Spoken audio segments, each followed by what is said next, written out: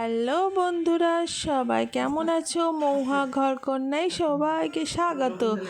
আজকে আমি ডিমের কারি করেছি, তাই কিভাবে করলাম তাই তোমাদের সঙ্গে শেয়ার করলাম।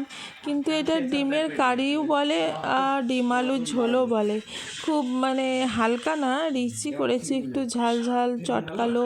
খুবই সুন্দরভাবে আগে ডিমগুলোকে সিদ্ধ করে ছাড়িয়ে একটা একটা করে সিদ্ধ করে তার মধ্যে ভেজে তুলে নিলাম। তারপর তেলের ওপর তেজপাতা, ছোটো এলাচ আর দারচিনি দিয়ে ওতে পেঁয়াজ দিয়ে দিলাম। পেঁয়াজ দিয়ে এবার সব কিছু মশলা, পেঁয়াজটাকে একটু লালচা লালচা ভাব করতে হবে, একটু ব্রাউন হয়ে যাবে। তারপরে তখন ওতে আলুগুলো ফেলে দিতে হবে, কারণ আলুগুলো ভেজে নিতে হবে। তো তারপর আলুগুলো একটু নাড়তে নাড়তে লবণ দিয়ে দিবে, চিনি দিয়ে দিবে একটুকু সামান্য। তারপরে গুঁড়ো মশলাগুলো, আদা রসুন পেস্ট সব কিছু দিয়ে ভালোভাবে সেটাকে ভালোভাবে মশলাটাকে নাড়তে হবে। নেড়ে তারপরে তখন এবার তার মধ্যে টমেটো দিয়ে দিলাম, সব কিছু কষে একটু জল দিয়ে দিলাম। তারপরে সব মশলাগুলো কষে এবার ঢাকনা দিয়ে ওটাকে সিদ্ধ হতে দিলাম। দেখো অনেকটা সিদ্ধ হয়ে গেছে।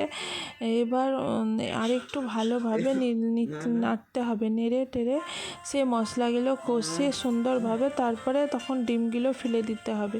ডিমগুলো ফেলে দিয়ে জল দিয়ে দিতে হবে। জল দিয়ে ভালো করে ওটাকে কষে নিয়ে একটু নেড়ে নিতে হবে। তারপরে ফুটে গেলে তার মধ্যে একটু গোলমরিচ গুঁড়ো বা গরম মশলা দিয়ে দিলেই হবে।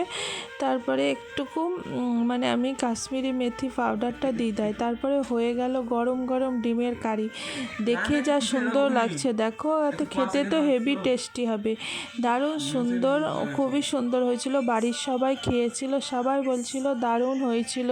কিন্তু সত্যি খুব সুন্দর হয়েছিল। এই শীতের দিনে প্রতিদিন মাছ মাংস না খেয়ে কোনো দিন এই ডিমের কারি, ডিমের আলুতে একটা শর্টকাটেভাবে করে নেওয়া হবে। যখন বাড়িতে অনেক কাজ থাকবে বা কোথাও যাওয়ার থাকবে, তাড়াতাড়ি এটা করে নিতে পারবে।